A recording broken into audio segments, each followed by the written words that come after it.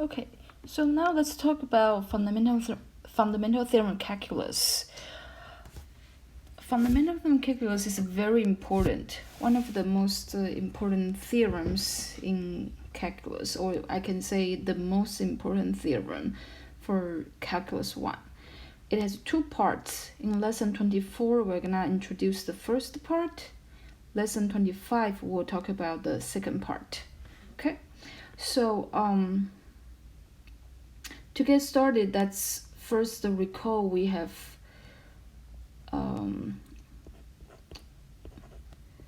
a type of integrals called indefinite integrals. The notation looks like this: integral of a given function. All right, so what this means is you are trying to find out all antiderivatives of this given function f of x. Okay, for example, if I say evaluate the indefinite integral of x squared, then the answer would be, okay, you from the power derivative, power functions, we know that the power formula, we know that antiderivative x squared is equal to 1 over 3 x to the power 3. So this is one antiderivative. So if you check the derivative of 1/3 of x to the power 3, then according to the power rule, you have the constant there, and x cubed becomes 3x squared. And you cancel out the 3, you do get x squared, right? But you also know that if you have the same function plus a constant, the answer is gonna be x squared plus 0, because the derivative of 2 equals 0.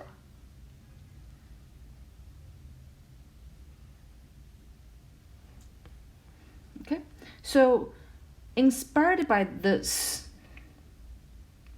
we know that the answer of all possible antiderivatives would be 1/3 x cubed plus any constant c.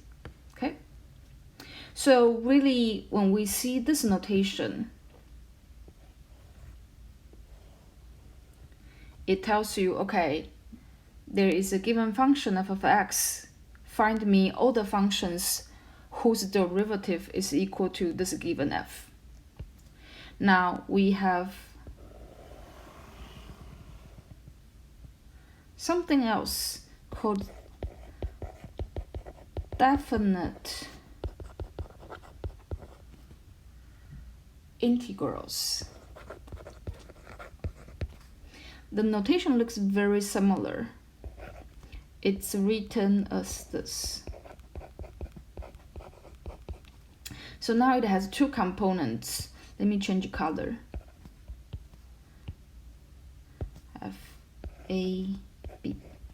So what this notation means is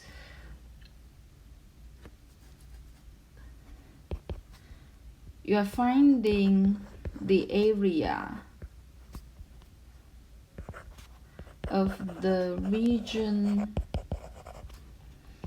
under the curve y equal to f of x over the interval AB. Okay, so if I draw a graph for you, what you see would be this. And the xy coordinates, this is the curve y equal to f of x. And then I have interval from a to b. Okay, so this is my interval AB. Alright, so then you can see that the area under the curve over the interval AB would be this yellow region. Okay, so we learned that to evaluate double integral, meaning to find the area of such a region, we do this by taking the limit of Riemann sum.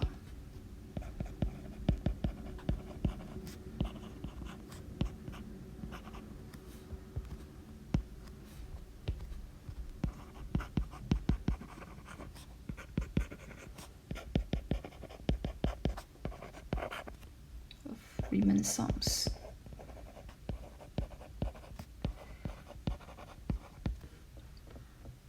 Okay. All right. So from here we see some keywords taking the limit of Riemann sums. So you need to construct the Riemann sums, and then you take the limit of this Riemann sums, like we explained in previous classes. So this is complicated, hard even. Okay, so now what happens here is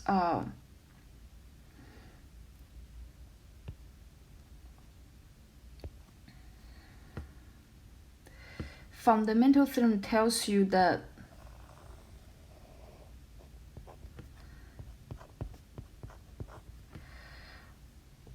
we can use antiderivatives to evaluate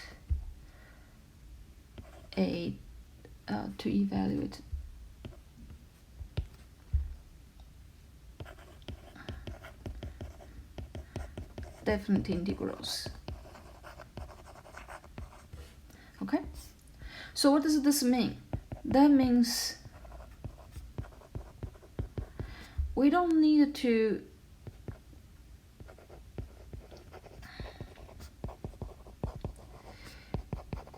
take the limit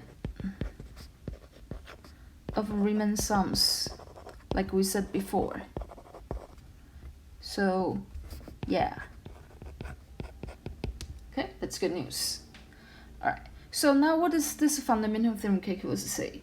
So fundamental theorem calculus says this: suppose capital F is an antiderivative of the little f. Okay, so this is saying f of x is an antiderivative of the little f. Okay, then what do we know is under certain conditions, okay, and we don't need to worry about those conditions because in our class these conditions will be satisfied. So for us, if we have a a definite integral like this, then the fundamental theorem calculus tells you that okay, you can use the antiderivative big F of x, and then we write this notation: a bar with a on the bottom, the b on the top. What this notation means is you are taking the difference of f of b and f of a. So it's f of a minus f of b, not the other way around. All right. So this is easy because as long as we have the one antiderivative, then we just do plug in, and then we take the difference, and that's the answer. So this is the area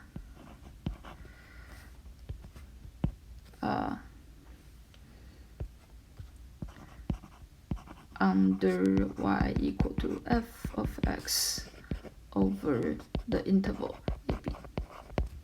Okay, and notice that we don't take the Riemann sum.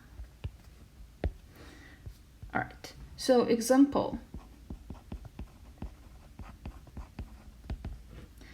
If I am to find the area under the curve x squared, y equal to x squared over the interval 1 to 2, then according to what we discussed here, I have one antiderivative here right away I can use.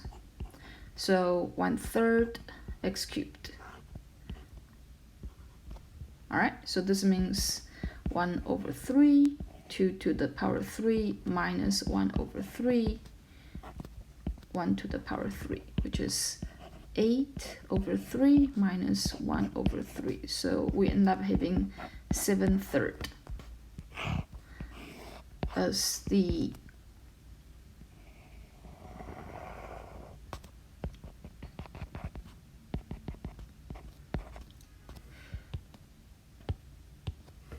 area under the curve over the interval 1, 2. All right, like that. Okay, so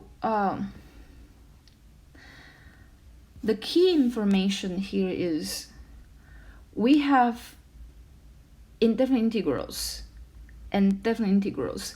The notation looks very similar, yet if you look at the meaning, they have completely different meanings.